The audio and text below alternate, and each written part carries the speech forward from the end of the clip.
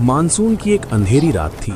आसमान में काले बादल छाए थे और बिजली कड़क रही थी।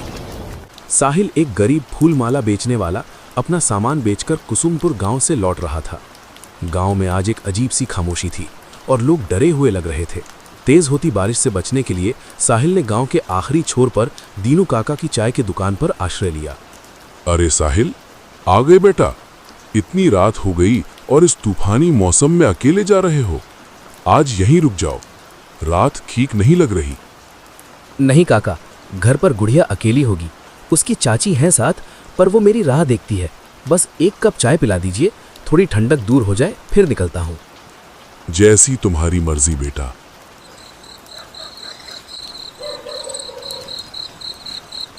पर ध्यान से जाना, आगे बांस गली है और उसके ठीक बीच में पुराना शमशान घाट भी।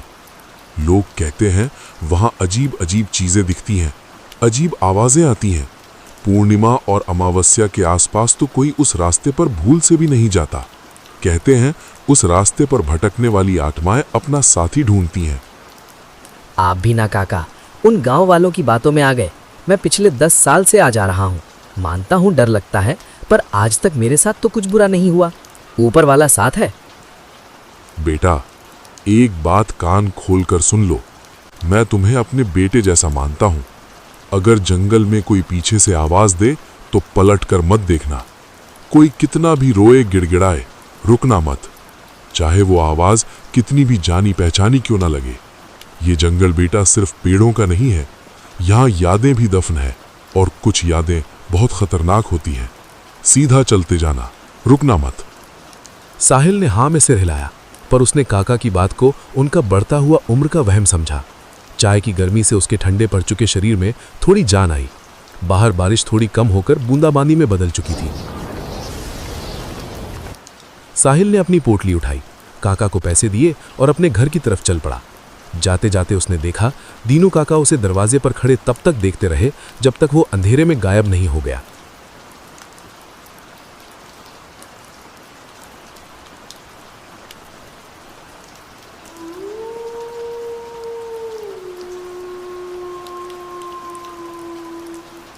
बांस का जंगल अब उसके सामने था। जैसे ही साहिल ने उसमें कदम रखा, माहौल एकदम बदल गया। बाहर की हवा का शोर और बारिश की आवाज अजीब तरह से दब गई थी। यहाँ एक ऐसी खामोशी थी जो शोर से ज्यादा डरावनी थी। सिर्फ उसके कीचड़ भरे कदमों की छप छप की आवाज गूंज रही थी।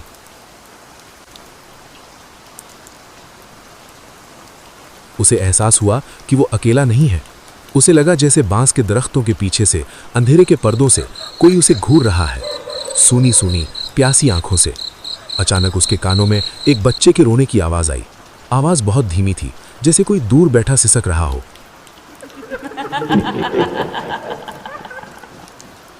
साहिल के कदम वहीं जम गए। उसका दिल जोर से धड़कने लगा।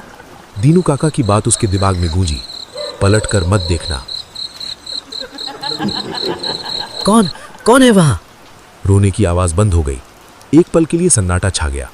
साहिल को लगा शायद ये उसका वहम है।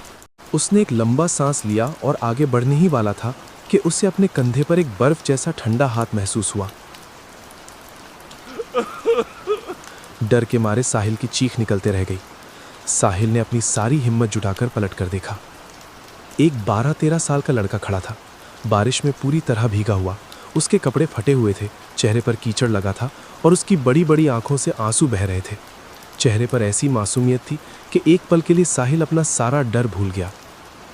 कौन हो तुम बेटा, और यहाँ इतनी रात में अकेले क्या कर रहे हो? दादा डरिए मत, मेरा नाम आर्यन है। मैं पास के गांव का हूँ। रास्ता भटक गया था। मुझे आपकी मदद चाहिए। मेरा छोटा भाई वो मर गया है। ये कहते हुए आर्यन फूट फूट कर रोने लगा। सुबह से उसकी लाश घर पर पड़ी है। गांव में कोई मेरी मदद नहीं कर रहा। सब कहते हैं ये मनहूस है।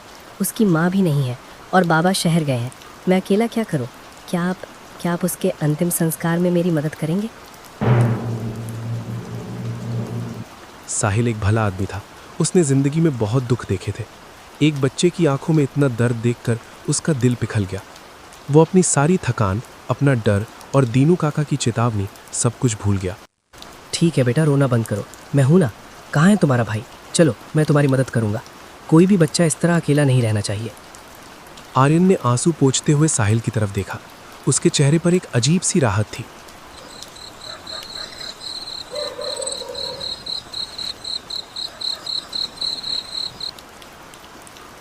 वो साहिल को जंगल के और अंदर ले जाने लगा, उस कच्चे रास्ते पर जहां कोई नहीं जाता था।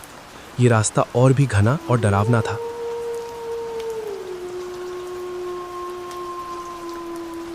साहिल ने महसूस किया कि जहां जहां आर्यन पैर रख रहा था वहां कीचड़ में कोई निशान नहीं बन रहे थे और उस लड़के के शरीर से एक अजीब सी ना बर्दाश्त होने वाली ठंडक निकल रही थी। साहिल ने इन बातों को अनदेखा कर दिया, ये सोचकर कि शायद डर और थकान की वजह से उसका दिमाग उसके साथ खेल खेल रहा है। थोड़ी दूर चलने के बाद एक अजीब सी सड़न की बदबू आने लगी। ये किसी मरे हुए जानवर की नहीं, बल्कि सड़े हुए इंसानी गोश्त की बदबू थी। बेटा, ये कैसी बदबू है? बस हम पहुंच गए दादा। आर्यन साहिल को एक छोटी सी खुली जगह पर ले आया।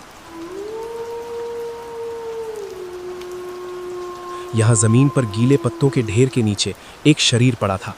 साहिल ने कांपते हुए हाथों से अपनी टॉर्च की रोशनी उस पर डाली।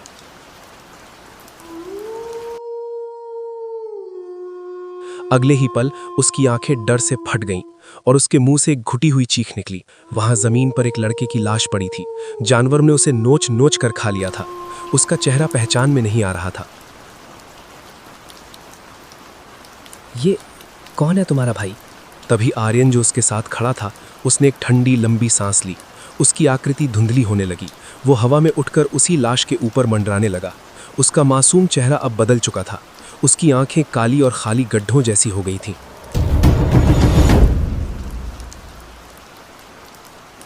ये मैं ही हूँ, मुझे इन लोगों ने मार दिया। अब तुम मेरा अंतिम संस्कार करोगे हमेशा के लिए।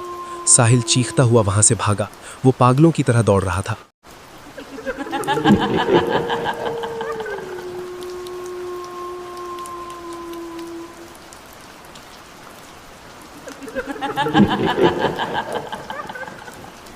उसके पीछे आर्यन की खौफनाक हंसी गूंज रही थी। भागते भागते आखिरकार साहिल जंगल से बाहर निकला।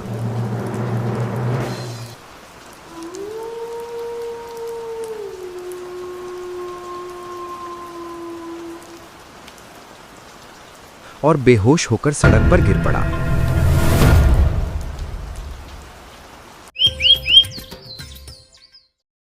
अगली सुबह जब उसकी आंख खुली तो वो दीनू काका के घर के अंदर एक चारपाई पर लेटा हुआ था। सूरज की रोशनी खिड़की से आ रही थी। एक पल के लिए उसे लगा जैसे कल रात एक बुरा सपना था, पर फिर उसे सब याद आ गया। वो हड़बड़ाकर उठ बैठा। शांत हो जाओ बेटा, तुम सुरक्षित हो। रात में जब मैं दुकान बंद करके लौट रहा था तो तुम सड़क पर बेहोश पड़े थे। उसने दीनू काका को सारी कहानी सुनाई। साहिल, वो भूत कोई और नहीं, मेरा ही बेटा आर्यन था। तुमने जो लाश देखी वो उसी की थी। ये सुनकर साहिल हैरान रह गया। उसकी मौत की खबर सुनकर वो पागल सा हो गया था और रात में ही पैदल चल पड़ा। इसी जंगल में कुछ बदमाशों ने उसे लूटने की कोशिश की और उसे मार दिया। उसकी आत्मा तब से यहीं भटक रही है। दीनू काका ने बताया कि आर्यन की आत्मा ने आज तक किसी को हानि नहीं पहुंचाई। वो बस लोगों को उस खतरनाक रास्ते से दूर रखने के लिए डराती है। साहिल को यह सुनकर बहुत दुख हुआ। 2 दिन बाद साहिल का शरीर थोड़ा ठीक हुआ। उसने फैसला किया कि वो रात में ही निकल जाएगा, पर दूसरे रास्ते से। जब वो दीनू काका की दुकान के पास से गुजरा तो दुकान बंद थी। अचानक उसने देखा कि दीनू काका हाथ में एक मिट्टी की हांडी लिए जंगल की तरफ जा रहे हैं।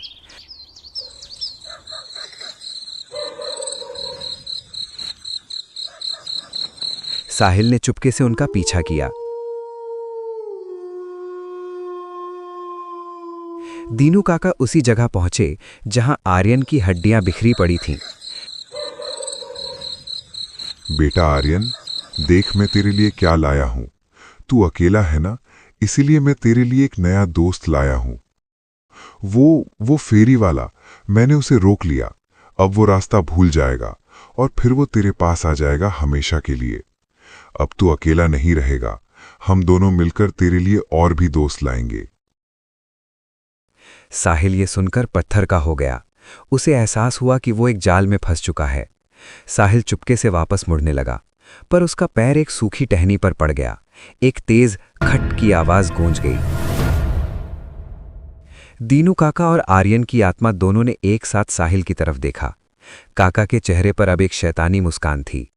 आर्यन, देख तेरा दोस्त आ गया, खेल उसके साथ।